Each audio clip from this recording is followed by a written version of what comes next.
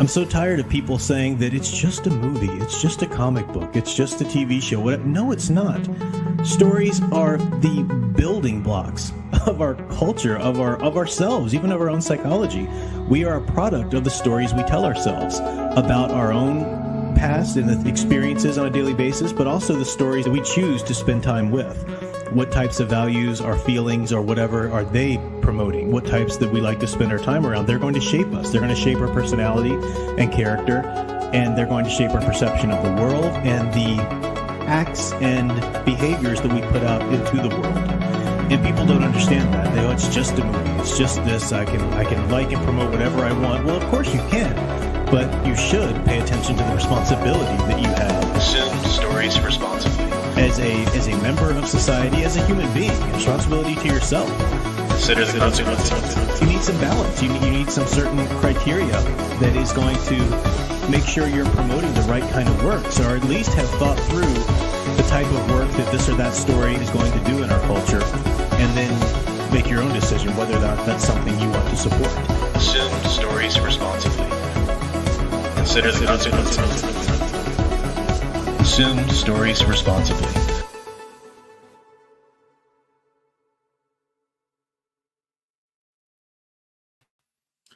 Hello everyone, I'm Professor Geek. Welcome back to the channel. Hopefully you're doing well. Welcome to another Office Hours live stream. Ready for the weekend as I am. Definitely ready for a nice break. But they always start with the stream here. So good to see everybody. See, we have Ghost Planet Max Inc. Welcome. Darth Enigma, Enzolo, 14BIS. I always ask you, is it 14BIS or 14Biz? And I never check to see your answer to that. Eldridge Fan, good to see you. The Imaginative Hobbyist, Ace Moick, Zachary Barron, Private Eye, Electra Barbarella, Auditor Dread, Stephen M., and so many more. Of course, my dear sweet sound engraver. Samuel Proctor, channel member, said I'm a few missions into Mass Effect 3, loving it so far.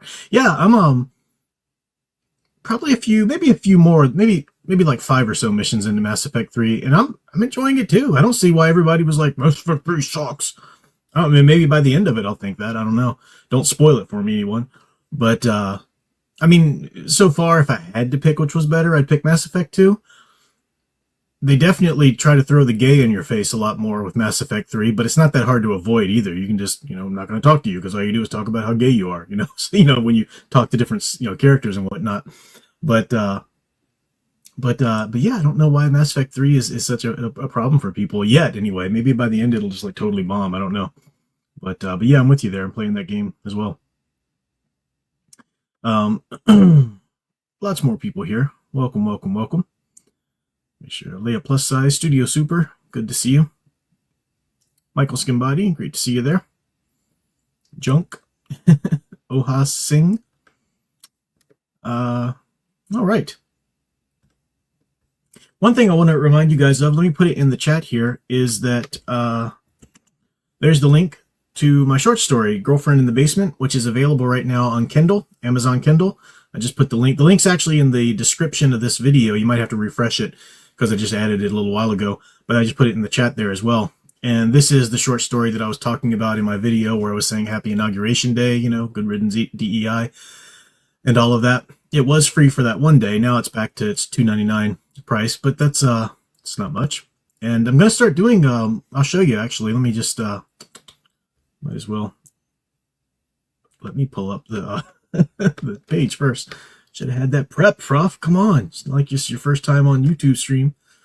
There we go. Let me present this and share it.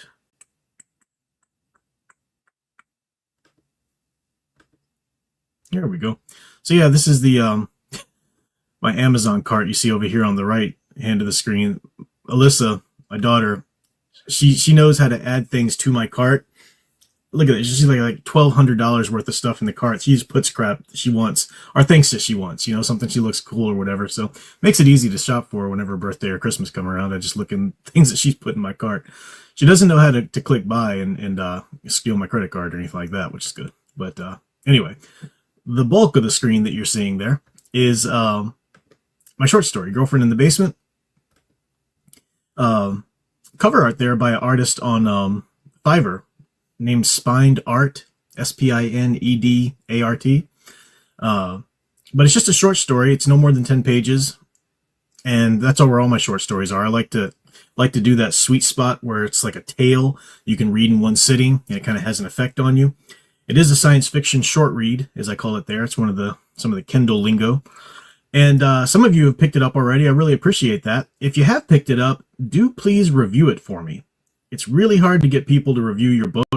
Coming on to Amazon, it's got 6 ratings, and then Big Al reviewed it. Big Al gave it an awesome review there. One thing I saw that I thought was pretty cool, I didn't think of this at all. Look, I am rated 36 in 15-minute science fiction and fantasy short reads on Amazon.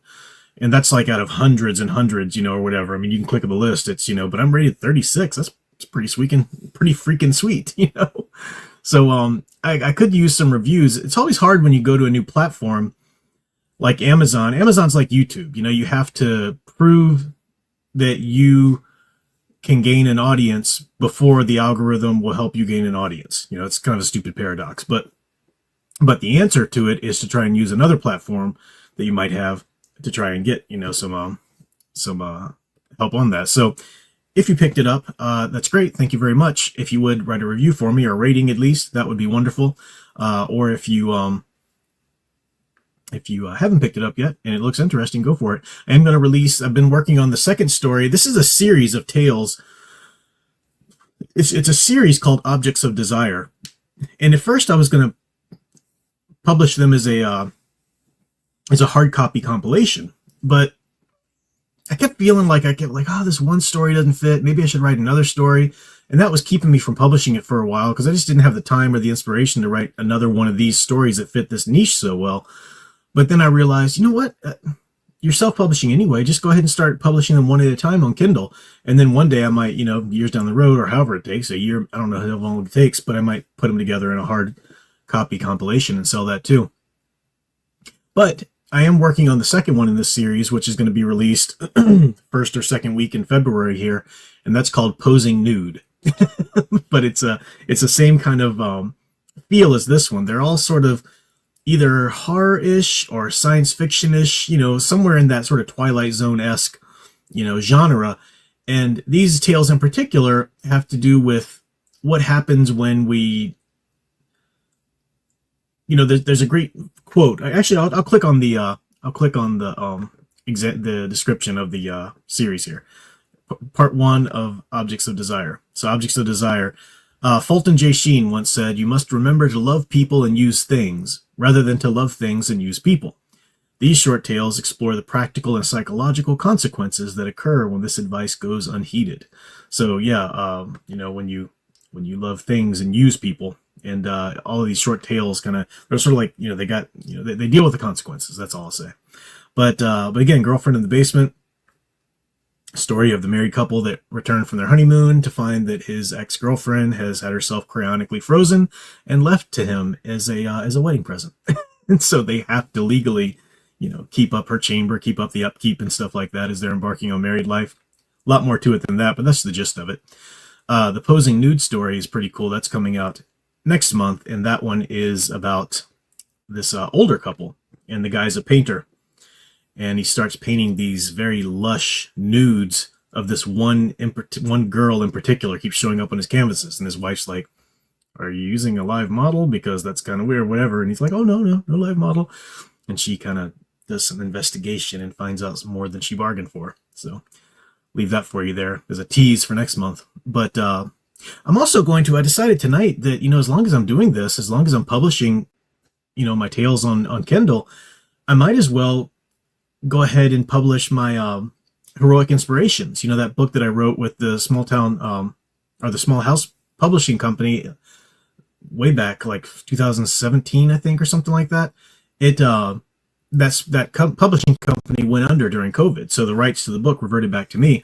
And I kept meaning to go back and polish it all up, but it's just such a big task. It's a big manuscript, and it just seems such a daunting task. And I realized, hey, well, I'll just do that. I'll start another series, Heroic Inspiration series. And so I'm going to do the DC Trinity first. So February, you'll get the Posing Nude short story, and then the DC Trinity Heroic Inspirations as well. And that's about picking a story from each of these, heroes that you can draw inspiration from and talking about the inspiration and so forth. So I'll put the link in the chat one more time.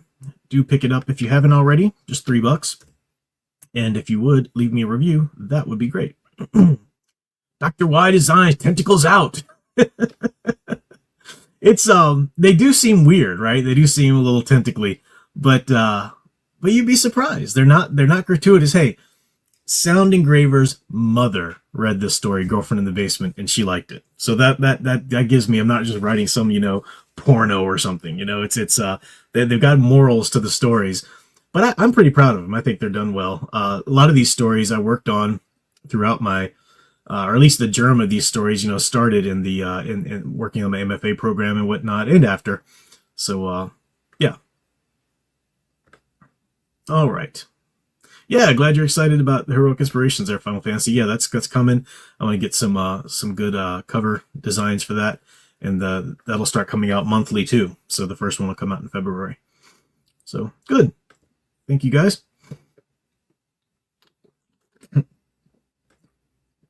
Yep, Sound Engraver. My cat mother loved it. That's right. Okay.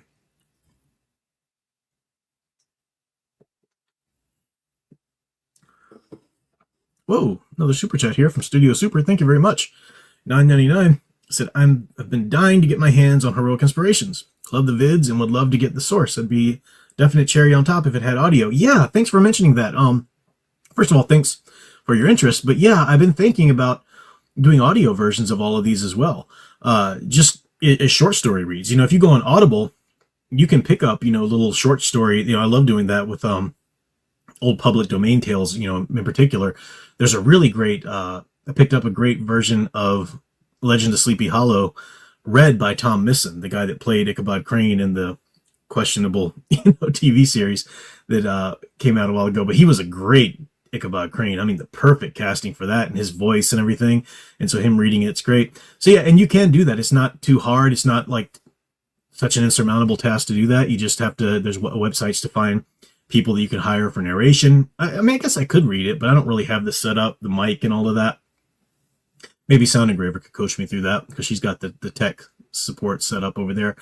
But I think I would probably just pay a professional reader to read these. Wouldn't be much because they're so short. And then you can put them out on Audible just for a couple bucks for people. So yeah, thanks for mentioning that. That is something that I plan on getting going before too many more months pass. All right. I'm going to pause the camera here for a second. I forgot to bring a visual aid. Let me go grab that, and I'll be right back.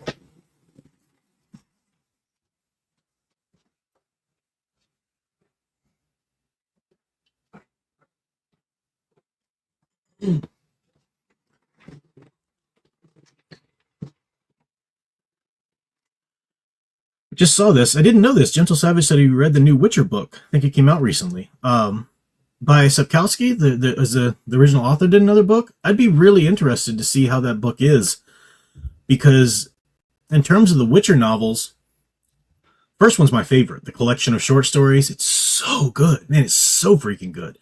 And the first, I forgot exactly how many, 2-3 novels or whatever. They're really good, but then he just sort of loses the plot. He just sort of he really would rather tell Ciri's story than he would Geralt's. And that's just really crappy. I'm not interested in that. I'm really interested in Ciri as a part of Geralt's story, but he just really wants to tell her story, and it just becomes kind of a girl power thing, at least in my opinion. I just didn't prefer it. But then he turned it around, and I don't like the way he ended it either. It was just weird. I prefer the Witcher games. I prefer, if you talk about an iconic canon for the Witcher series, start with the novels, definitely, and then pick up the games and the comics. That's how I don't like the way the novels ended. But his last novel that he did, and I'm blanking on all the names of the novels now because it's been so long, been a few years since I read them. But the last novel he did after tying up the whole story was going back and just telling a story in the continuity, in the early days of The Witcher or whatever. Not even that early because, everything was established, Yennefer and so forth. But he left it open at the end of that to where it's maybe this is a new continuity. Maybe this is an alternate, Witcher or something, and it was good. I like that he did that. So I'd be very interested in picking up the new book to see if he was continuing a good, fun Witcher story, or if he was falling back into the crap that he got into last time. But oh, cool. Oh, you're answering my question there, General Savage. Apparently, the Witcher book is a prequel story about young Geralt, or at least I think I saw an early review of it. Thanks for letting me know that. I had no idea it was coming out. I'm definitely going to get that. I still need to pick up volume 2 of the comics, the omnibus of the comics, because the first volume was great. I reviewed that, so that's good to know. All right. No, Tone of Dolls, I haven't quit watching Naruto. I took a break from it, that and My Hero Academia, which I'm glad I took a break from them because I've still got them to watch, but I need to get back into them. There's just so much great stuff for me to watch and review, but it's coming. I'll get back to it soon enough. All right, let me talk about the first thing I had, on the docket for tonight. You guys know I've been reading, and this isn't a review yet, I'll explain. I've been reading the graphic novels in the DC post-crisis timeline in order. So I started with, Batman Year One, and going through Man of Steel. We did the Wonder Woman last time. I did the Green Lanterns and all of that. Legends is the next one in line. So I will be reviewing this pretty soon here. I've read it before years ago, but for each one of these, as I'm having fun really savoring these and reviewing them. And a lot of them I haven't read yet, so I'm encountering them for the first time. But even for ones I have read, I'm really pouring through them carefully this time so I can give a good solid review. But as I was reading this, I realized, because the Suicide Squad's in here as well, the post-crisis version of the Suicide Squad. In fact, one of the graphic novels of the Suicide Squad is kind of next up on the docket. And I realized something. I'm going to make a prediction here about James Gunn's Superman movie. And I think I'm not saying this is definitely going to be the case, but I think this is a really safe bet because all the evidence points this way. All right, so you guys know I don't think James Gunn's the right person to do Superman. I think having stars in your eyes over that teaser trailer is ridiculous. There was so much wrong with it, and there's been so much wrong with what he said. And he has admitted himself. This isn't me trying to critique him. This is just things he said. He said he was never a Superman person. He was never a big Superman fan. He never got the character. And he was going to pass. He was going to pass on writing this movie and directing it. He was still doing the DC Gods and Monsters universe, whatever, but he was going to let somebody else do Superman. He said until he found his end to the character. Now he found his way and he said his end to the character was the conflict within Superman between his Kryptonian heritage and his Earth upbringing, which is just, chalk that up to a number of the stupid things James Gunn has said about Superman. That's not Superman has no inner conflict. He's not conflicted about his Kryptonian upbringing and his Kryptonian heritage and his Earth upbringing. He's Earth. He's from Earth. He's a human as far as he's concerned. Now he knows he's from Krypton, or he finds out at some point, depending on the mythology's, continuity or whatever you're going on. And he certainly learns things from Jor-El's, avatar or whatever at the fortress and so forth. And he respects his parents for what they did, the sacrifice they made for him and whatnot. But he's Ma and Pa Kent's boy. That's something that, that's part of the mythos. There's no conflict within him. So I keep wondering, what is he talking about with the conflict? And, James Gunn's movies, he's got some daddy issues. It's one of his inner themes that he puts out in every one of his movies. There's always some awkward or difficult father-son reconciliations that have to take place somehow in all of his movies. And I'm like, that's just not part of Superman. And what conflict is he talking about? And a lot of people were talking about, this is so great. He's going to probably be doing something like Superman versus the Elite, which is a great movie, a great, comic that was based on and so forth. But there was those stupid scenes in the trailer where the crowds are angry with Superman and throwing stuff at him and protesting him and stuff. I really don't think he's going the Superman versus the Elite route, right? Because that is the crowd saying, hey, we want our heroes to do more. We want them to be more brutal. We want them to be more decisive. Hey, go out and kill these criminals. Stop just, containing them and then they get free and whatnot. We want heroes who will, they wanted the new edgier, the elite, who would rise up, the younger, hipper, who would rise up and be real brutal and kill and take the law into their own hands and stuff. the public, the masses were enamored with that for a while. That's the story of Superman versus the Elite, and then him showing them, as was the comic title that it was based on. What's so funny about truth, justice, and the American way? You need that. You need that. You need to stay true to those principles and whatnot. It's a great story. That is not where James Gunn is going here. When you see crowds protesting, I bet he is taking his inspiration from DC Legends. No, I haven't heard anybody say this yet. Maybe some people have said it and I've just missed it. He's taking his inspiration from DC Legends. All right, this story here, the reason I think that is because, like I said, the Suicide Squad are a big part of this story. And you can see a lot in his Suicide Squad movie that he did. He's read this novel. He's read this because he took a lot of his Suicide Squad movie from this. And part of this story in DC Legends is that Darkseid sends all of these agents to Earth because Earth is his one last, kind of unconquered. It's the one that got away, so forth, in his will to instill order, total depravity, or despair and order and whatnot on Apocalypse. So he sends these agents to Earth because he says what's keeping Earth from him are these heroes, these legends, right? They're giving people something to believe in and something to aspire to and so forth. So he sends these agents of his, and he's got this whole inner plan and everything like that. He makes these heroes think that, that they're killing some of the villains, and then he sends G. Gordon Godfrey to kind of rile the crowds and the public sentiment against heroes, which is almost sort of like a brainwashing kind of thing, in the crowds, the masses are turning against the heroes, the DC heroes. And the President Reagan is in the book, and he's like, I don't know what to do, Superman. I gotta, just keep the peace here. And, so he issues an edict that, all superhero activity should cease right now. So Darkseid thinking, I need to destroy their legends, their heroes that they believe in, and then they'll be mine. And I won't give away any more of it, but, it goes farther, and you get of course, obviously by the end, Superman and the DC, it's a hopeful universe. So they prove the fact that the world needs heroes, and by the end, obviously, it's revealed that Darkseid was behind this, and the machinations and the crowd manipulations, brainwashings, and all of that. That is where he's coming from with this movie. And you might say, well, what's wrong with that? Well, here's what's wrong with it. Everything's wrong with that. First of all, we'll do an in-depth review of Legends in a week or two, but it's one thing to do that in Legends, right? This was after decades of gold, silver, bronze age continuity. Then you had the DC Crisis, where they, were doing a new kind of single Earth continuity, or trying to for a little while anyway. You can make the argument that that's okay for this point in this kind of continuity in the comics. Do something like that and show and point out why DC is the hopeful universe and all of that.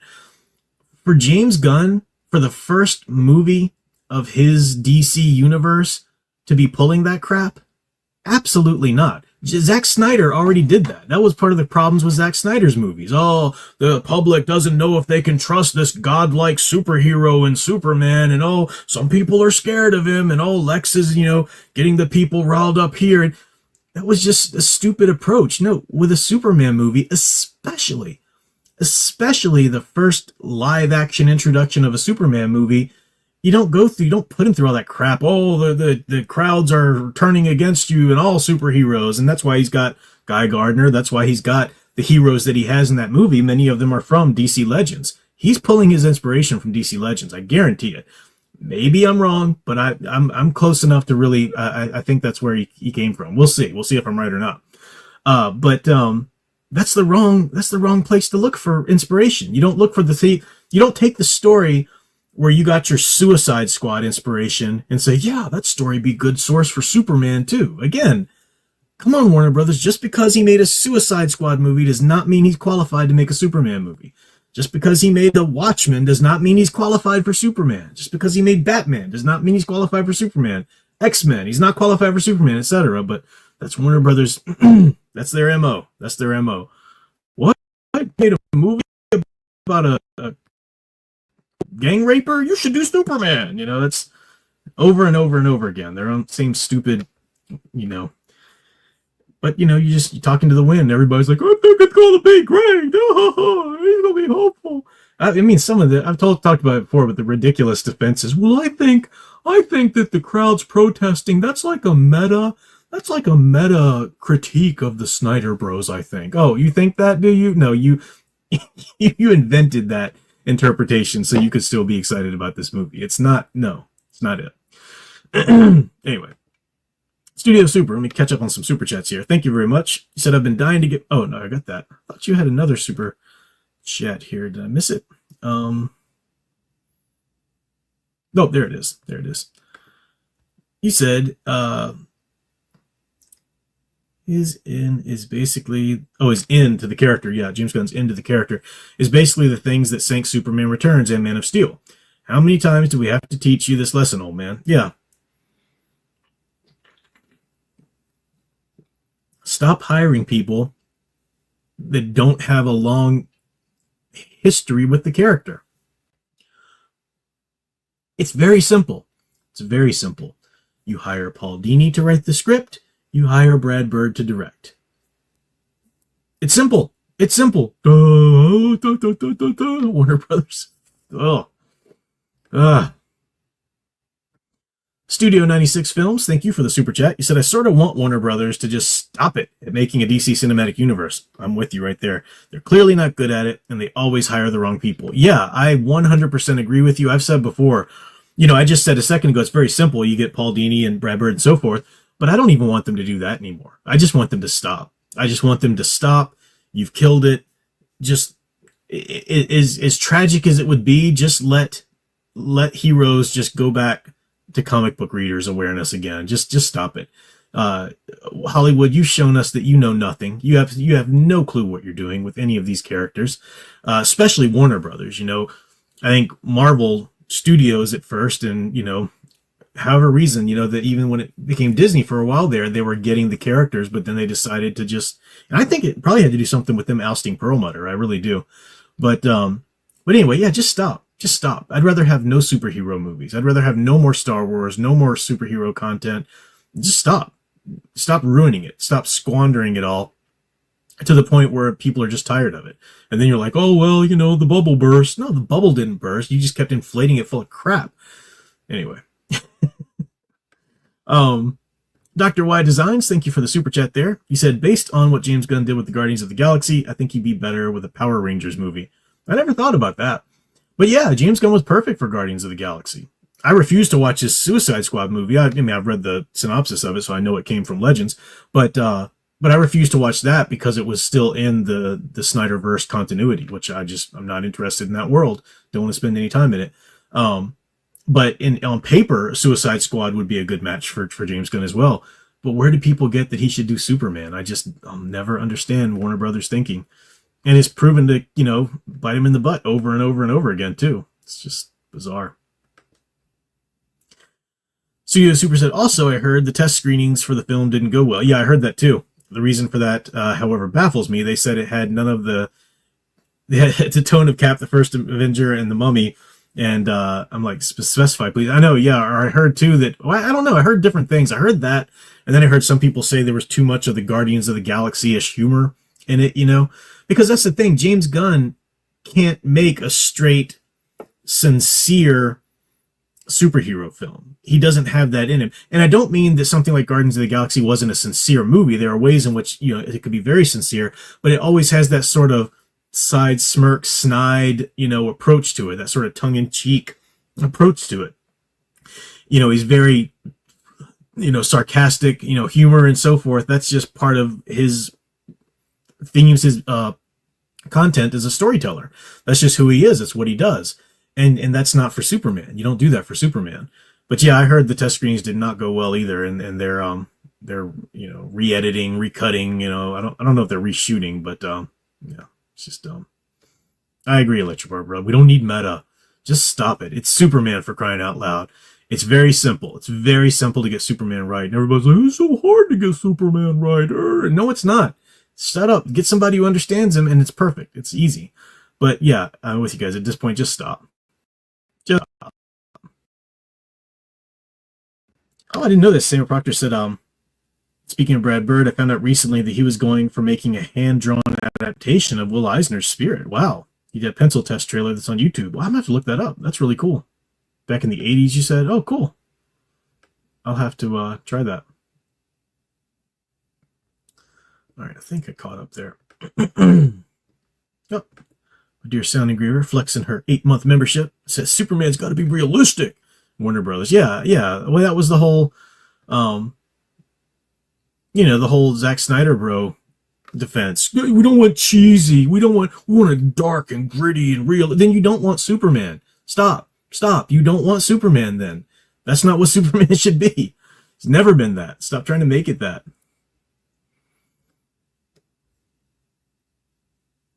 It's true. It's a thing I've been saying on my channel for a long time, Darth Enigma. Aspirational heroes just completely elude people because they don't understand an aspirational nature. Zack Snyder, James Gunn said Superman's a big old galoot. He's great. He's a big old galoot. He's so kind. His weakness is that he won't kill people. I've said that before.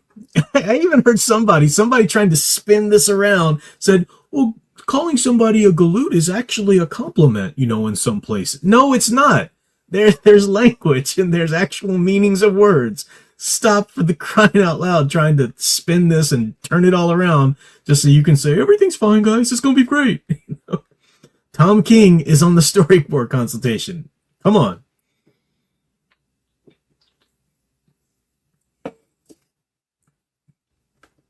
Studio Super, thank you very much, said, and it's maddening. Gunn is surrounded by people that get the character better than he does, yet he gets the job. Yeah. This is Warner Brothers. They have no idea who these characters are. Warner Brothers execs, they've never read a comic book. They've never even seen a superhero movie in their life. They're just like, oh, we got this. What is this Superman property we have here? Who can we put on that? Who's been convicted? Who's had, kiddie porn allegations thrown at them and really bad, horrible jokes recently? Oh, I can get that guy to do it. It's just, you just want to smack everybody working in the executive department at Warner Brothers. They deserve a good smack. They deserve a good hard smack. That's what they do. Anyway, all right. So, we can talk more about that if you guys want to. But the other thing I had listed on there, and this is just a brief thing that I wanted to talk about because I don't follow any of this, but the whole Rachel Ziegler, Snow White nonsense thing. Of course it's going to be crap. Of course it's going to be crap. Of course, we know that. But apparently she came out, I don't know how recently, but one of her statements defending herself, and she's the perfect little golden goddess who's never done anything wrong, and she's so victimized, with all the things she said and everything. But she said all of these internet haters, or I forget how she said it in her quote, all these critics, on the internet, they're talking about how they're not going to go see this movie. Oh, they're going to go see this movie. Yeah, when it comes out, they're going to go buy their ticket and they're going to go see this movie, and this movie's going to do well. Now that just, again, it's how much more insufferable can she be? But she's not wrong. She's not wrong. Look at all of your channels right now that are going on and on, how many videos they've made about this and all of the clicks they're trying to gain from you and all the ad revenue they're trying to get by talking about Rachel Ziegler so problematic, whatever. They're going to go see the movie and put out their reviews the day it comes out. You've got to understand why that's stupid. You have to see, why are you making this movie relevant? It's not going to be. Everybody can't stand this girl. Everybody knows what this movie's going to offer up, and they're sick of it, and they don't want any part of it. Why does it need to be pushed to the forefront of all of your views, of all your channels, all the time? Because it gets clicks, because it gets revenue, and that's what these Fandom Menace channels care about. They just want to make money. They don't care about changing culture or anything like that. So they're going to go see it, and they're going to go review it. You've got to realize how stupid that is, how that just, you can see right through them for doing that. But here's the thing. If you click on their channels, if you click on their review videos and all of these things, you're just as guilty as they are. This is one little connection I haven't been as bold about making, but I'm just tired of pretending that it's not the case. Well, no, I think it's just good for entertainment purposes. Yeah, I know they're being silly, but I like to tune into their channels just for why? What is entertaining about it? It's entertaining about it to hear them diss a bunch of stuff that you don't like, some Schadenfreude or whatever. Just if you really truly wanted culture to change, you would stop rewarding these channels for grifting on you for all of those clicks and all of that. You would stop watching those channels. So you guys who keep watching these channels, you're just as guilty as they are for keep making these videos. It's a fact. They wouldn't do it if you'd stop clicking on it. And you gotta click on it, gotta hear what they have to say about this. Oh, what? Rachel Ziegler just said the worst thing ever. Oh, I've got to see that. Oh, I've got to do this. Just stop. Just let it go down in oblivion. That is what Hollywood fears the most. That's what woke Hollywood fears the most. Irrelevancy. They will keep going as long as they can without making money. Yeah, it's true at some point, Disney will hit a wall or whatever. But they've shown us. I mean, how many woke films have they successfully pointed out that didn't make any money to make? So they don't care about that as long as you keep talking about it. And as long as you keep making it relevant and engaging in the message with them. That's what they want. They want your engagement in the message. They want your help to keep them relevant. And, well, I didn't pay for it, though, but I watched it, but I didn't pay for it. I don't care. You stupid simp. Why do you need to go see it at all? That just takes me off so much when I hear people, I didn't pay for it, but I watched it, and here's what I think about it, blah, blah, blah. Why are you so eager and you so have this need to be in the know and I've got to see it and I got to talk about what I think about it? You're just feeding it in the culture. You're feeding it into the culture. No one cares about your negative reviews about it. You're building it up in the presence. Just ignore it. Just walk away from it. I know that's so terrifying for people. I can't walk away. I gotta consume the content and be in the know, and I gotta watch my live streams and then laugh at all their inside jokes about it.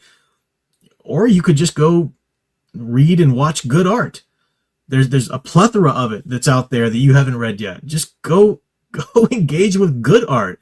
Stop trying to go into this weird Jerry Springer daytime talk show culture that's going on right now on social media with woke Hollywood's garbage. Just walk away.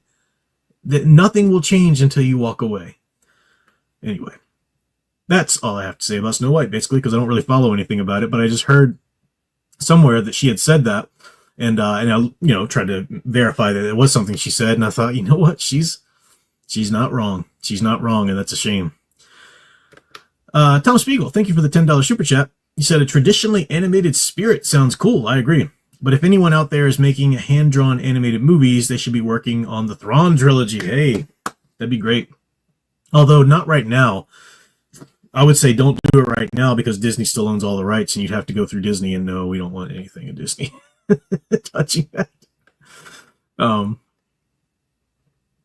yeah, good point. Dr. Wide Designs, thank you very much there. You said Hollywood's mindset. There is no such thing as bad publicity. It really is. And people can't understand that. No, they don't. They don't want us saying bad things about the movie. No, they don't. There really is no such thing as bad publicity. Now, they have to spin the bad publicity a little bit, but they would rather you publicly hate on their film than to ignore it altogether, because that at least gets people talking about the film and going to see the film. I remember it was, in retrospect, we can find some things, some people have said this or that, arguments about how Ang Lee's Hulk film, well, there's some good things in it here and there. But to all of us Hulk fans, when that movie came out, this is long before any Marvel superhero films were being made, I think, had Spider-Man been made? Maybe Spider-Man had been made, like the Sam Raimi one. But, there was no MCU or anything like that. And Ang Lee was going to do an Incredible Hulk film. It was like, man, we're going to finally get a Hulk movie. This is amazing.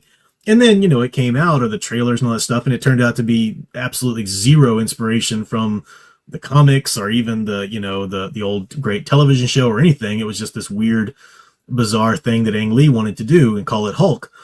And people were outraged by it. Fans were like, this is crap. This is horrible. This isn't it, and rightly so at the moment. Again, maybe you look back on it now and you think some things you like about it or whatever. But at the time, that was a big deal. And I remember the trailers eventually, or there were commercials. I don't know which one it was, but there was eventually a commercial that said, come see the movie everyone's arguing about.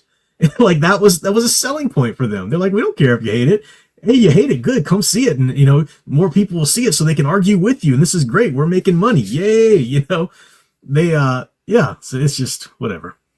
You can't convince people of this. They just can't handle it though.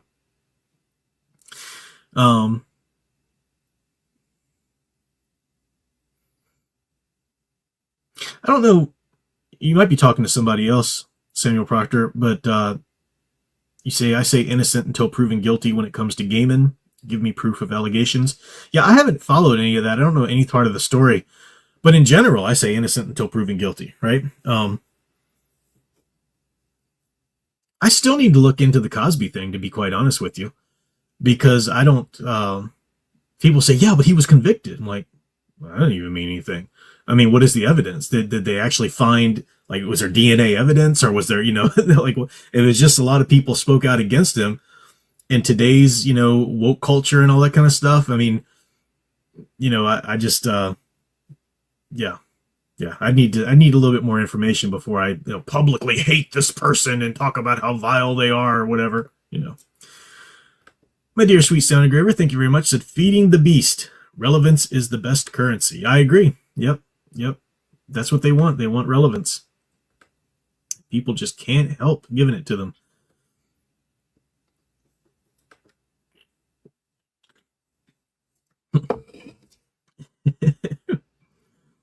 Studio Super here says, blasphemy. Hulk fighting his arch nemesis, the French poodle, is high art. I need to watch the film again myself. I got this. Let's see here. I picked this up for Christmas. One of my Christmas gifts. My mother got this for me. I had. She was saying, what do you want? I was like, I don't know. I said, I didn't have the Hulk television series on DVD yet, so I wanted that. And she picked up this for me, which is awesome. It's the Ultimate Movie and TV Collection. This has the whole the whole David Banner, Lou Ferrigno series. It's got the Ang Lee film, and then of course it's got the Edward Norton film. The only thing I wish it had on it was the 2 TV movies that they did with Hulk and Thor and Hulk and Daredevil. I loved those when they were out back in the day. So yeah, I've got to rewatch the Ang Lee one, and maybe we'll talk about it more and talk about some of the incarnations and whatnot. That's a pretty cool, sweet little package there. So that's coming. That's gonna fall. Let me just move that. All right. DFLS Studios, thank you for the super chat there. So, what are your thoughts on the Film Theory's prediction on Superman's movie plot and the sequel? Is that a channel, the Film Theory? I don't know. I haven't seen it. I don't know about it. Sorry. You asked me a question there with the super chat, but I can't really give you an answer because I don't know about that. What are my thoughts on Marvel Rivals? Marvel Rivals? Is that a thing? Oh, Rivals. Is that the video game? I'm kind of out of the loop on that too. I tell you, man, I'm really sorry to not be able to answer your question, but when it comes to like the most recent pop culture stuff, I just don't follow pop culture, and I'm so much happier for it. When something does come along that ends up being good, like let's say this Witcher book is good, great. It's like I found a little diamond in the rough, but I don't care if I find it 5 months or 2 years after it came out. That's fine, because I've got so much great stuff to read, that like a backlog of stuff from growing up or years before I was alive or whatever. I'm having a blast. I just never, and I'm not saying you are doing this, DFLS Studio, but a lot of people have this notion that, you gotta get the newest stuff and you gotta be in the know. And like, no, I don't at all. I have to consume good art and read and watch good art. And that's what I'm doing. And then, when something good comes out. So yeah, I don't know anything about that. I'll look into it though. If it seems like something to be interesting to check out. Eldritch fan said, regarding Neil, you live by the woke, you die by the woke. Yeah, I mean, Neil Gaiman he was all in on the woke machine and the, supporting these people and condemning these people and so forth. And it's such a shame because, man, I loved him as a writer back in the day. He still wrote one of my favorite short stories ever, Waiting for the Girl, that I think was a part of his first short story collection. I mean, I am a big fan of some of his work. He knew his stuff and he was a great writer, but I turned my back on him as soon as he started being, the woke mouthpiece. And it's true. The woke eat their own. They don't, you can't just say the right things to make sure you're covered. No, they will eat you. You're a heterosexual male. Your time is coming. That's their, you might as well just point out their crappiness now before they, try to, come after you in some way or another. And I'm not saying he didn't deserve it. I don't know anything about the situation. Maybe he's totally guilty. Maybe he's not. I haven't even bothered to look into it because I don't care, really. But anyway. Studio Super, thank you again, said, I do like the film, the Hulk film, when the Hulk got angrier, it's visibly showed him getting stronger. Yeah. I also like the visuals for the Hulk as well, despite it being too green. I like the transformation was really good. I liked him coming out of the Hulk. It was very Jekyll and Hyde-ish. He's like sweating, and I love Jennifer Connelly. I mean, she's great, in anything. Yeah. Let me talk about the last thing I had to talk about tonight. I mean, I was still, checking with your chats and everything like that, but I just want to get to this before I run out of steam in my hour, But talking about Mass Effect, specifically, I started playing, I didn't come to Mass Effect until very late in the game. It was just this last year, I think, at some point early last year, I started playing the first Mass Effect game, and I liked it, but I was just getting so lost, because it's one of those games, as I said before, that you really do need a guide. You really do need kind of a map, because, you didn't say yes to that person, that means they're going to die, 2 games later or whatever, and I got the Legendary Edition, which is great because all of your choices and everything translates and follows over, which is fun because I like games like that. I like playing through a good, solid story. That is what I go to video games for, a good story. I'm not interested in just, fun gameplay or just, I was never a Tetris fan, I want a good story. So I like that aspect of it.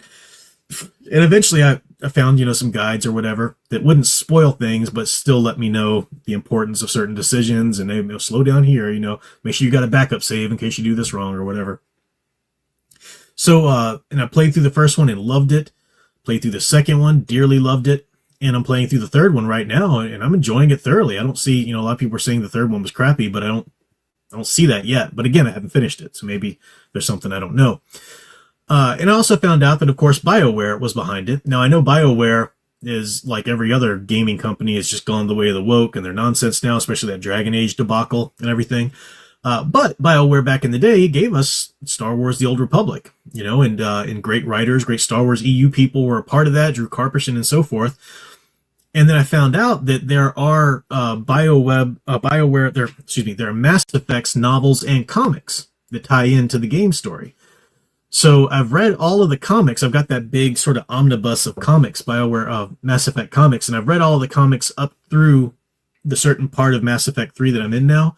I'll probably go ahead and just review all of those comics once I finish the Andromeda continuity and everything. I've heard people are saying Andromeda was really tanks, which I would believe, because I think that was like 2017, right in the midst of the woke, hierarchy there and whatnot. So I don't know, but I'll play it anyway and get through this whole story. So I'll wait and review the comics then. A few weeks ago, though, I did review the first novel, Drew Karpyshyn's Mass Effect Revelation. And he actually did a trilogy. And I talked a little bit about Revelation, but I'm just going to review the whole trilogy right now because I finally finished reading. It's Mass Effect Revelation, Mass Effect Ascension, and Mass Effect Retribution. Mass Effect Revelation is the prequel. It's the story of David Anderson, Captain Anderson, as you meet him in the first game, and his dealings with Saren, when he was being looked at as a possible Spectre and so forth. And I said before that when I heard about what this book was about, I didn't really like the concept because I don't like it going into a story which I already know everything that happens. You don't know all the minutiae and the details, but you know the basic gist. Like, okay, I know David Anderson gave a really great synopsis of his time with Saren. So I was like, well, let me read it. It's Drew Karpyshyn. Let me try it. And it was really great. I was really glad. I enjoyed it. I think what kept me going through it was the character of David Anderson, Lieutenant Anderson he was at this point, because he's such a true blue kind of aspirational hero. He's always trying to do the right thing and so forth. And I really liked following his character. He was a good character to follow, even if I knew some of the big picture, things that happened in the story. It was good. Yeah, I see you got Studio 96. Keith David does the voice. Recognizable, deep man's voice. Keith David, great in the games. Then I read that the second 2 books in the trilogy, these 2 take place this one takes place, I think this one takes place before 2 or just during 2 or something like that. And this one takes place between 2 and 3. So Retribution is the last one, takes place between 2 and 3. Now, these are Karpyshyn's trilogy. There are books that are written after this, with the Andromeda continuity or something. But these are Drew Karpyshyn's trilogy. I'm not crazy about these two. I like certain things about them, and I like especially in these two, especially in Ascension, there's a young girl with autism who's also a biotic. Biotics in Mass Effect world are basically telekinetics. They're able to gather the dark energy and have telekinesis to use in battle and stuff. And she's at this special school for biotics, and she is autistic, and she doesn't like being touched. She has sensory processing. She's pretty extreme. Doesn't really like socializing very well. Doesn't pick up and read people very well. And then I'll say that's one thing about the Mass Effect universe is they really do. I like their portrayals of autism. Whether it's an alien like Liara Tassoni, who's not really autistic, but she's just an alien, and she's, she almost seems a little autistic sometimes, but they portray it in a sweet way. Of course, there's, I think his name was David in the DLC for Game 2, when he's the savant whose brother's mistreating him and so forth that you have to save. And you think savant, that's kind of there's an autistic person in this story. Oh, they got to be a savant, because every autistic person has superpowers, or whatever. I was like, all right, that's a little, but I do like their portrayals of, as a father of an autistic child, I like their portrayals. I think they get some things right. Of course, it's science fiction, so it's going to be, I don't need a truly realistic on the ground, picture of autism in every which way, but I like the way they did it. So I like that about the two books. But what's missing from these two books is David Anderson. Now, he finally comes in about halfway through Retribution, and that's when it picks up for me and I start liking it a little bit more. But there's some things wrong with these two books, for me anyway. Callie Sanders, you see her in Mass Effect 3. She becomes the head of the Grissom School for Biotics, and she's a through character in all three books. David Anderson kind of has a thing for her and whatnot. I was reading through the books, I'm thinking she's kind of Mary Sue-ish. And at first I was like, I don't really want to call her a Mary Sue, because she's not like an Ahsoka Tano. She's not like the hero of the story and the best of the best. But she does have that Mary Sue nature to where she's never wrong. She's always compassionate. She always sees through everything and into the heart of everybody. And she's always, if the big strong men are going to go do something, she's like, no, wait. It's wiser to go do this. And she's never wrong. And she's just an annoying character. She feels contrived. So I didn't like that. And then there are parts in these two stories where I'm not necessarily saying this is Drew Karpyshyn's fault at all. If you read a lot of these franchise books, by franchise books, I mean, novels licensed from big properties, Star Trek novels, anytime a television show becomes popular, you'll have novels of that. These licensed books are written by people who make their living writing those licensed books. They make their living kind of freelance writing, and they need to complete so many books by a certain deadline. The publishers, they're mass producing these things, and they need to have, if a television show is hot right now, well, they've got to have the novel before the television show kind of fizzles from popularity, so everything's very rushed. And because it's rushed, these franchise novels can at times seem rather formulaic. And there's a lot of formula that goes into these two especially that really just annoyed me. And I'll talk about it in a second, but you don't run into it so much in a lot of the Star Wars EU, because that was one of the great special things about the Star Wars EU was that those books were being written long after Star Wars had come out in theaters. I mean, they were written before the prequels even thought about being released, and then they continued to be written through the prequel era and stuff. But you didn't have like publishers and editors, nitpicking and trying to, overmanage, the book or the content or whatever. You had authors who loved the content getting together at cons talking about, okay, well, in your Star Wars novel, okay, if you're going to say that, then I'll do this in mine. So they'll correlate. You just had authors who were fans loving the content, creating these wonderful books. So that's why I love the EU. But there is a lot of meddling and there is a lot of formula that has to go into a lot of these franchise books. And there's one technique in particular that a lot of these franchise books do. And if you read a lot of these franchise books like I do, because you like the properties and whatnot, that's great. But be mindful of this. If you're a writer especially, be mindful of this technique, because it's not fun for the reader. It's annoying as crap for the reader, if you're me anyway. And that's this. You got your main characters and you set up the challenge or whatever, and you're in your main character's perspective and everything. Great. Then there'll be a jump, and they'll introduce this completely new character who's just almost like an everyman, like a worker here or there or something like that, or somebody, you know, just that isn't really a main player in the universe. And they really give you that character's background, and they really try and make you care about this character.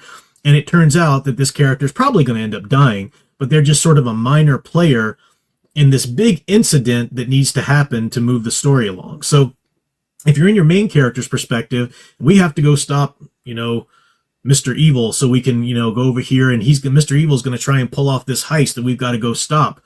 Well, instead of just narrating us our heroes going over to start, you know, to fight the battle, or even giving us Mr. Evil's perspective or whatever, no, they've got to find the janitor at the warehouse where Mr. Evil is going to pull off his heist. And they have to introduce us to this janitor and in his backstory, you know, some of his co-workers and their chummy little, you know, jokes they sell and everything. And then, oh no, there's a heist coming. And all the time as a reader, you know, especially if you've read enough of these, you know what they're doing.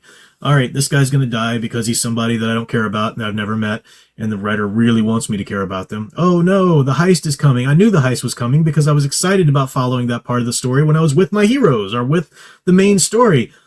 But they have to do this to pad out the books, because they need, you know, these freelance writers get paid for so many, you know, words. They have to have the outline approved, the big, you know, a certain length of a novel to approve, so it can be a little mass market paperback like this.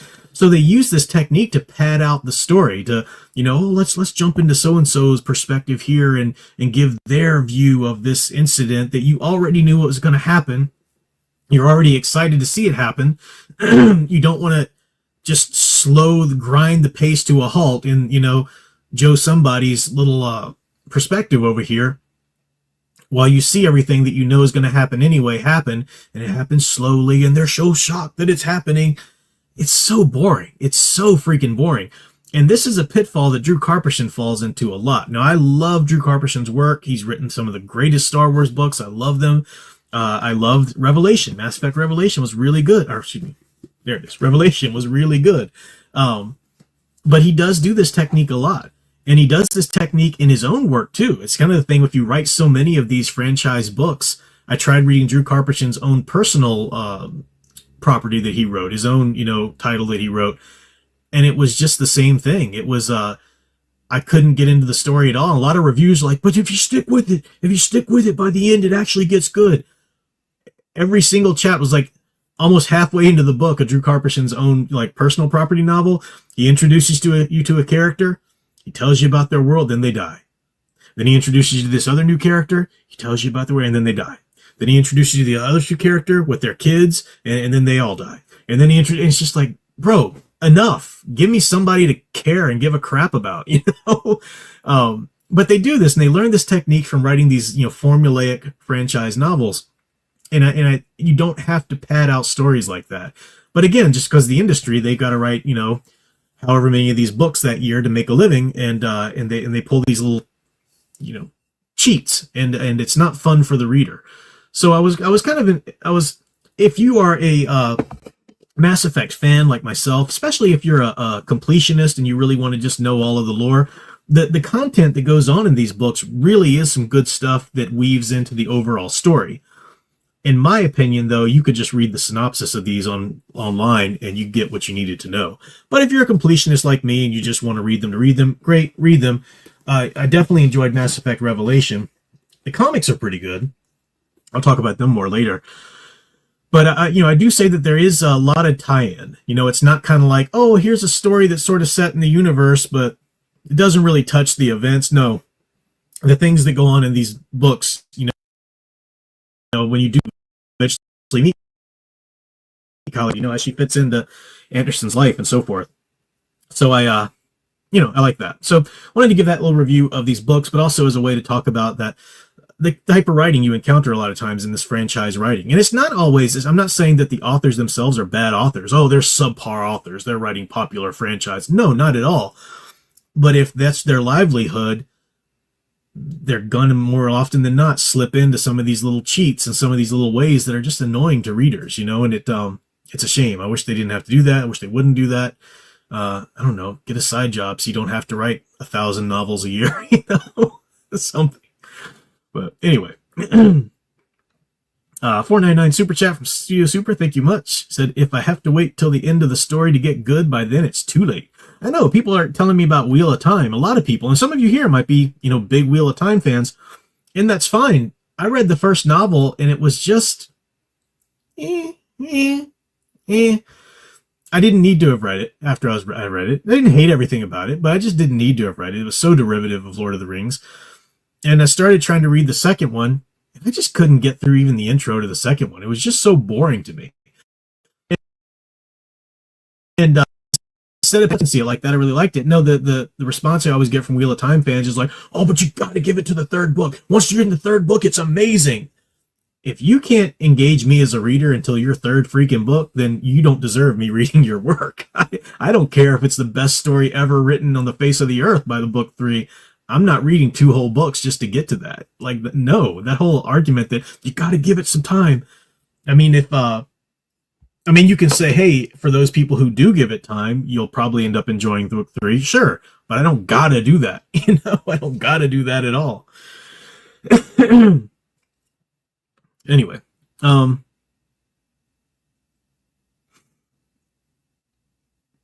Ghost Planet Max. Yeah, I know you talked about your autism. You said Hollywood treating you like your DEI pets. Is that going on too? I don't really pay attention to that because I don't really follow a lot of the new stuff. You know, at first with autistic people in public media, like I said, it was all Rain Man, right? They were all savants. And savantism is a real thing. You know, there are some people, parts of their brain are amazing at this kind of task or a mathematical task or something because the other part of the brain doesn't really have a lot of people skills task or whatever, you know. You know, that is a thing, but that's hardly the representation of all people on the autistic spectrum. You know, it was called a spectrum because each person with autism is different. You know, they've got different ways that it affects their neuro, you know, capabilities and activity and so forth. So yeah, I always like a good representation, you know, if I'm going to encounter it. All right. Yep, dear Sound Engraver, autistic people are not stupid, no matter the level. No, not at all. I mean, my daughter, she's 13, and developmentally, she's much younger. You know, it's like having a 4 to 5 year old, depending on, you know, this or that. But her brain works very. I mean, she taught herself how to read. You know, she was like 3-4 years old, and I'm thinking, okay, you know, this and that ways I'm going to teach her how to read, and she's like reading stop signs, reading street signs, you know, down the road. She just taught herself. She's you know, she's very smart, but you know, you don't leave her alone in public or anything. She'd wander off, get lost, and you know, whatever. So, yeah, every person is different on the spectrum. All right. I am going to, Joel said, hey, it's 10 o'clock. Yeah, I know. It's 10 o'clock. It's the time I wrap up. I had my hour. But it's been a good stream, guys. I really appreciate you guys hanging out and chatting, and appreciate the engagement there. I wish I could, you know, as always, I would so love to sit here and read all of your comments, but there's just too many to go through. Obviously, you have to privilege the super chats because people paid for that, and it's much appreciated. But you know, we'll try and do some live streams. Maybe they're a little bit more back and forth, you know, at some point. I do want to just put in the chat again there the link to my short story there, Girlfriend in the Basement, available on Kindle for just a few bucks. If you do read it, please do review it for me. That helps me a lot. Studio Super said, before going, when it comes to your editing services, we offer those up again in the summertime. Probably in the summertime. It took me a while to get caught up this time, and I was just I don't know. It was just a lot of things started, you know, coming up with tutoring and teaching and whatnot. I would like to get back to it though, so I'll keep it in mind. I know some people want to work with me for that, and yeah, I like to give people a lot of time and attention on their drafts, which is time consuming though. But thanks for asking. I'll definitely keep people posted. Sound Engraver stream is already posted, so that's for tomorrow. Fiona Wolf says it'll be my reaction to M33's ending. Okay, so maybe the ending is what people are talking about. I don't know. I'm not looking up any spoilers. I'm just kind of organically, experiencing it. So I'll let you know when I do finish it, definitely. But so far, I'm enjoying it. Thank you guys for hanging out. Thank you for all the support. Until next time, keep enjoying and digging deeper into the true blue superhero stories, or just hero stories in general that you love. Thanks for watching.